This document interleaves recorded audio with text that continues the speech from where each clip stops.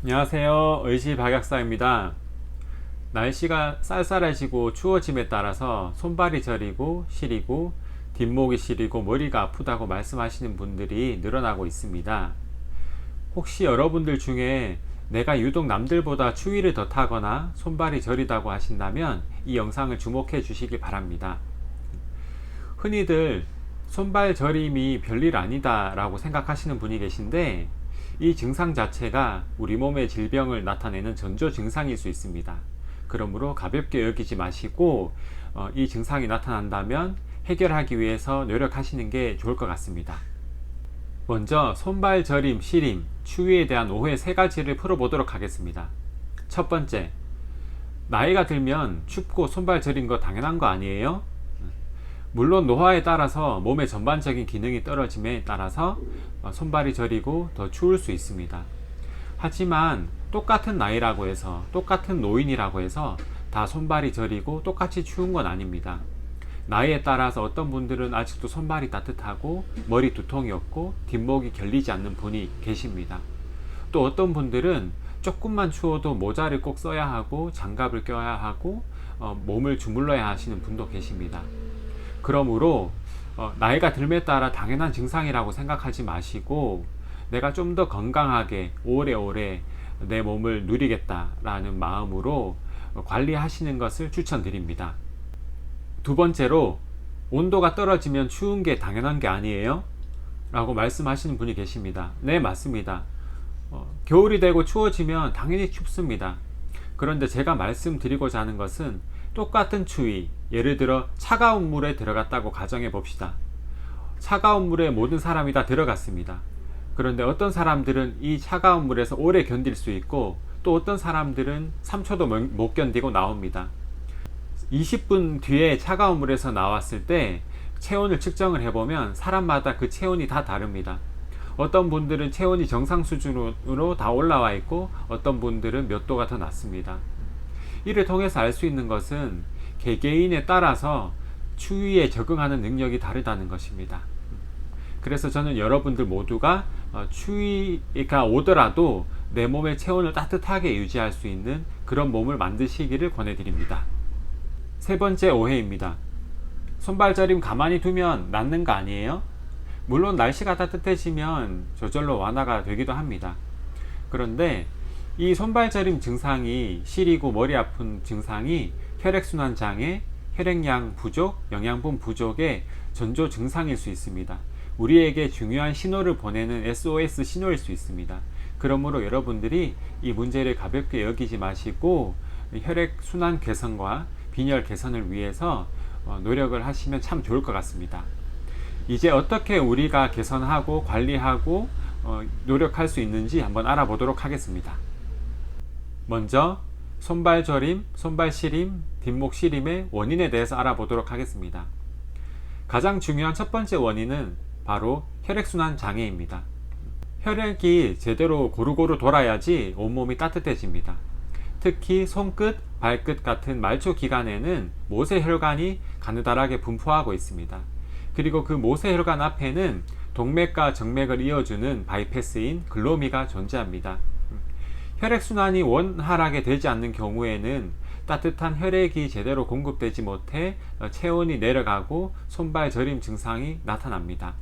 또한 당뇨, 고혈압, 음주 등으로 다양한 원인으로 혈액이 손상되고 혈관이 좁아짐에 따라서 혈액이 제대로 공급되지 못하고 모세혈관에 독소가 유입되어서 세포가 손상되는 경우가 생깁니다. 이런 경우에는 염증이 발생하고 또 세포 자체가 제 기능을 잘 못하기 때문에 통증이 느껴지고 손발 저림, 시림 증상이 나타날 수 있습니다. 두 번째로는 신경 손상입니다. 혈관과 신경은 대부분 나란히 나아갈 때가 많습니다. 신경 또한 신경 보호 비타민이 필요하고 혈액의 영양분이 필요합니다. 이는 혈액순환이 잘 되어야지 신경이 더 보호받을 수 있고 신경 기능을 유지할 수 있다는 의미가 됩니다. 따라서 혈액순환이 되지 않는 경우에는 신경이 손상되고 신경에 염증이 발생합니다. 신경에 손상이 생김에 따라서 신경통, 신경저림, 신경마비 등의 증상이 나타나는 거죠. 그리고 세 번째로 혈액량의 부족입니다. 빈혈입니다. 혈액량이 부족하고 건강한 혈액이 부족한 경우에 빈혈 증상이 나타납니다. 이 빈혈은 말 그대로 영양분 부족과 산소 부족을 의미합니다. 영양분과 산소가 손끝 발끝에 제대로 공급되지 않고 머리에 공급되지 않으면 손발이 저리고 머리가 아픈 증상이 나타납니다. 그러므로 나에게 이러한 증상이 있는지 확인하셨다면 혈액순환과 신경통 증상과 빈혈이 있는지 확인하시고 개선하시기를 권해드립니다. 이제 손발 저림을 개선하는 영양제를 소개해 드리도록 하겠습니다. 저희 약국에서 손발이 많이 저리고 뒷목이 결리고 머리가 아프고 춥다고 말씀하시는 분들이 효과를 많이 보신 제품이 바로 모나클린입니다. 혈중 콜레스테롤을 낮춰주고 혈관을 청소하고 그리고 혈관의 염증을 제거하고 순환을 시켜줍니다. 옛날에 서큐란, 센시아, 폴리코사놀, 피크노제놀 다 들어있다고 생각하시면 되고요. 그 기름때를 빼주는 홍구까지 첨가되어 있습니다. 어떤 분들은 간에 나쁜 게 아니냐고 말씀하시는데 제가 이 제품을 한 7년 가까이 먹고 있거든요. 그런데 최근에 건강검진을 했는데 간이 아주 깨끗하다고 나왔습니다. 그리고 두 번째로 오래 서서 일하시는 직장인, 그리고 녹내장 같은 눈의 질환으로 걱정하시는 분들, 혈액순환이 안 돼서 걱정하시는 분들, 이런 분들이 많이 찾고 효과를 보시는 서큐제놀 5입니다. 동맥, 정맥, 모세혈관, 림프관, 그리고 혈관의 염증까지 다 커버할 수 있는 제품이에요. 콜레스테롤이 나는 별로 높지 않다, 그렇게 손발 저림이 심하지 않다고 생각하시는 분들은 서큐제놀 5를 드시면 좋을 것 같습니다. 그리고 헤모드림입니다. 여러분 이런 철분제는 많이 보셨죠?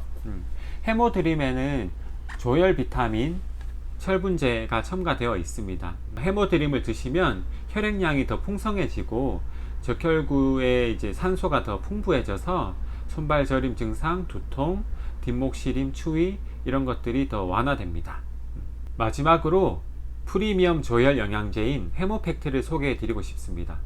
헤모팩트에는 조혈 비타민, 비타민 B2, 6, 9, 12, 철분 뿐만 아니라 콜라겐, 그리고 사물탄까지 들어있습니다. 당기, 작약, 청궁, 지황 등이 들어있어서 조혈 작용, 몸에서 혈액을 만들어내고 순환시키는 작용이 탁월한 제품입니다. 바로 이렇게 생겼고요. 이렇게 한 포씩 들어있습니다. 아침 저녁으로 한 포씩 드시면 되십니다. 그래도 철분제 치고는 맛이 아주 괜찮아요. 먹을 만한 맛입니다. 이런 제품들을 드시면 혈액이 잘 만들어지고 잘 순환됩니다. 그래서 어떤 분이 저에게 손발이 자꾸 저려요, 추워요, 운동을 해도 잘 안 돼요 이렇게 말씀하시는 분들은 제가 대부분 모나클린 또는 서큐제놀 그리고 헤모드림 또는 헤모팩트를 많이 추천해 드렸고 효과를 많이 보셨다고 하셨습니다. 이 영양제뿐만 아니라 생활요법도 굉장히 중요합니다. 예를 들어 유산소 운동, 달리기, 걷기 같은 유산소 운동을 하시면 혈액이 순환되고 그리고 살도 빠지겠죠. 혈액의 퀄리티도 높아집니다. 따뜻한 물로 족욕을 하시거나 반신욕을 하셔도 림프 순환이 잘 되고 순환이 더 좋아지고요. 물론 금연, 금주, 술을 많이 드시면 혈관이 더 약해져요. 그리고 또 콜레스테롤도 쌓입니다. 카페인도 많이 드시면 혈관이 수축되니까 피하시고, 추운 곳에 나가실 때는 옷을 따뜻하게 입고 장갑을 끼고 목도리 하시는 게 좋고요. 신발도 너무 꽉 끼는 신발을 신으시면 발이 붓잖아요. 그래서 꽉 끼는 신발을 신지 않기를 권해드립니다. 또한 어떤 내가 먹고 있는 약물의 부작용으로 이런 증상이 나타나고 있는지 한번 확인해 보시는 것도 좋을 것 같습니다. 네. 지금까지 손발 저림의 원인과 어떤 증상, 해결책을 같이 나눠보았는데요. 혹시 여러분들 중에 손발 저림이 있다라고 생각하시는 분들은 가볍게 여기지 마시고 원인이 뭔지 한번 파악해 보시고 내 혈액순환이 부족하거나 철분이 부족한 경우에는 영양제를 같이 드시면서 운동을 겸하시는 걸 권해드립니다. 지금까지 시청해 주셔서 감사합니다. 항상 행복하고 건강한 하루 되십시오. 이상 의지박약사였습니다.